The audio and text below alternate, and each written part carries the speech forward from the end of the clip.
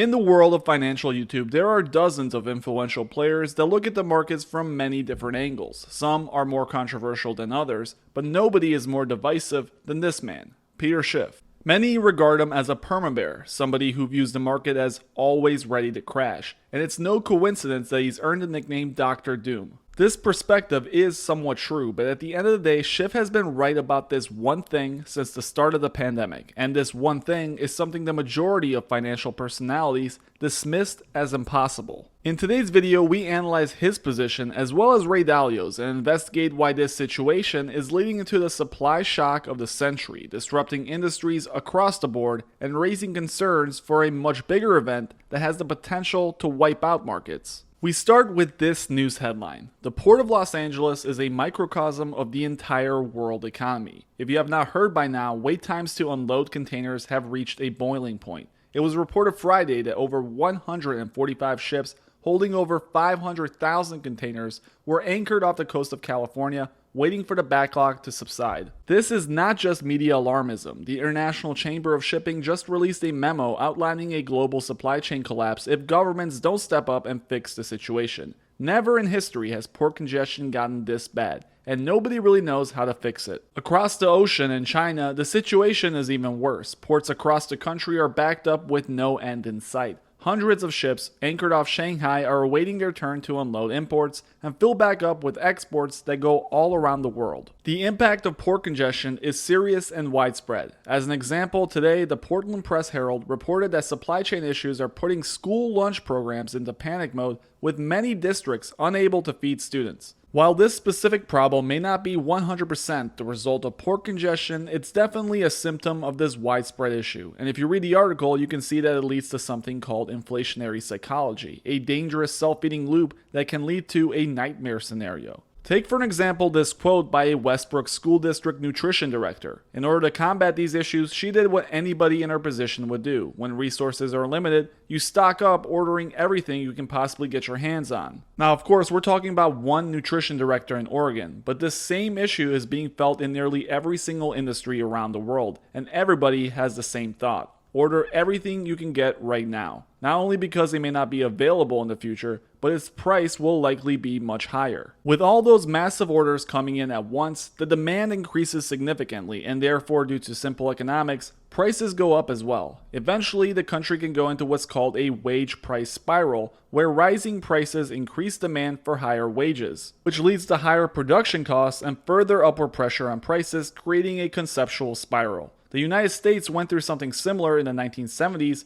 but many believe this time it's different. When the initial inflation concerns began in mid-2020, everyone in mainstream media had the same opinion. The inflation was transitory, and eventually the Fed will come to the rescue and taper if need be. If you listen to Jerome Powell or any other spokesperson from the Federal Reserve, you will see that they always claim the Fed has the tools necessary to deal with inflation and will deploy those tools if need be. Since the start, this man, Peter Schiff, has made it very clear that he believes the Fed is all talk. His position was and still is that they will never fight inflation. Instead, they will just continue to circle around the topic, telling everyone they will taper if necessary, but never actually do it. So far, he's been 100% right. Despite record inflation levels, the Federal Reserve has done nothing to combat rising prices. In fact, it's his belief that Jerome Powell has no power to fight anything, and the battle against inflation has already been lost. Now it's just cushioning the public impact by making absurd statements over and over again. Take a listen to him explain this in a recent video upload.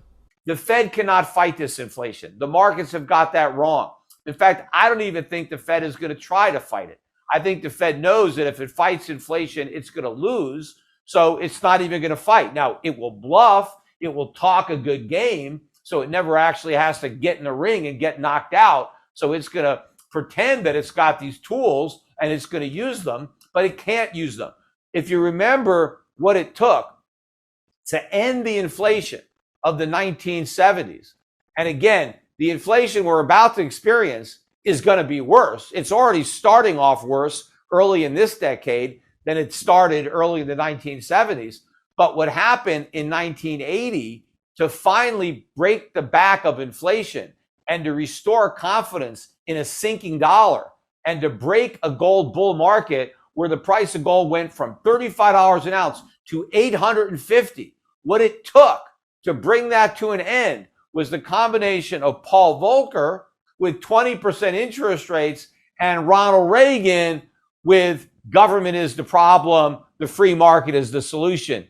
As Peter just explained, the US went through something similar in the 1970s, and the way they fixed it essentially came down to two people: Federal Reserve Chair Paul Volcker and President Ronald Reagan. I've made a video about this in the past, but Volcker was a guy who wouldn't last very long in his position today. In 1980, he rose the interest rate to 20% and kept it above 16% until May of 1981. This type of move today would undoubtedly put us in a recession. Volcker back then was quoted by the New York Times saying the standard of living of the average American has to decline, hinting at the fact that there would need to be sacrifices made in order to save the economy and US dollar. Can you imagine a Fed president doing the same today? Now we have politicians who are addicted to keeping interest rates at a minimum while at the same time printing trillions to fund more and more programs and wars. Since 2009, our leaders have kept the rate at mostly zero, an unprecedented move that has never occurred in history. You can easily spot the impacts of this by simply looking at the chart of the S&P 500. Wealth inequality stats are on the rise, and division among the people has never been higher. Billionaire investor and hedge fund manager Ray Dalio has been very active in the media for the last 2 years, trying to explain the situation to the world. While he may not state it directly, it seems that Dalio does have a theory on where things are going in the short term. Inflation and the status of the US dollar as the world's reserve currency are the foundation of his thoughts. He likes to outline the unfolding situation by analyzing 3 things that are occurring in the world right now. Take a listen to him summarize these thoughts. Help us understand what's going on inside Ray Dalio's mind right now. Well, I think it depends on the time frame, and I think the relevant time frame is the next few years. And I think you have to put things in the context. So there are 3 big forces that have been at work, and I think you have to understand those. First is the debt money thing. How much debt and money, and what are the repercussions? How does that pass through the economy? What does that mean for markets, inflation, and so on? We're in a different era now. 0 interest rates, produce a lot of debt, and monetize it. Second influence, the conflict, internal conflict over wealth, left-right conflict, that conflict. And then the third is the rising of a great power in the form of China, challenging an existing great power and challenging the existing world order. Those 3 things are coming together at the same time as then we have a pandemic.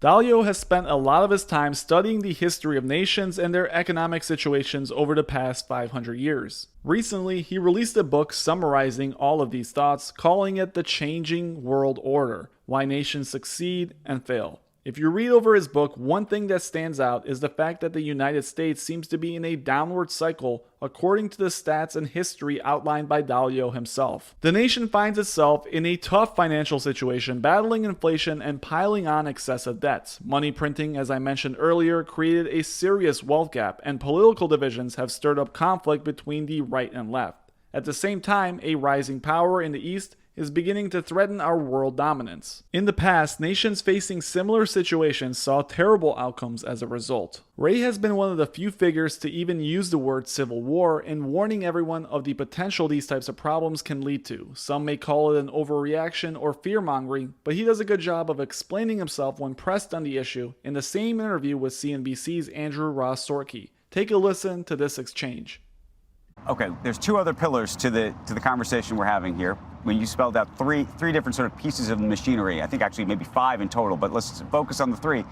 And so that's where we are politically. We have that conflict. We see the left-right conflict. We see it play out now in the tax bills and so on. We're going to see it in the 2022 elections. You're going to see it in and that conflict itself is the ingredients of some form of civil war conflict. It doesn't lend itself to working together. I mean, you've talked a lot about, you've used that phrase civil war before. Do you think that we really are headed that? Well, I think the question is, what's a war? You know, a war, it doesn't have to be killing each other. Okay, well, I don't mean it that way. I mean, but sometimes when it gets out of control, it does lead to that. It's a good thing that we read history and see how it is left in the past.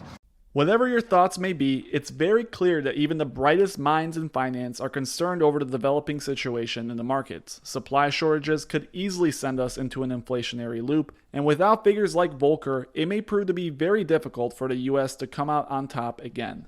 As Dalio has stated, serious issues with America's foundation are beginning to show, and changes need to happen for us to be put on an upward path again. Whether you believe we're headed to civil war, inflation, or a new golden age, I would love to hear your opinion in the comments below. If you enjoyed the video, please don't forget to help the channel out by hitting that subscribe button and like button. As always, thank you guys for watching.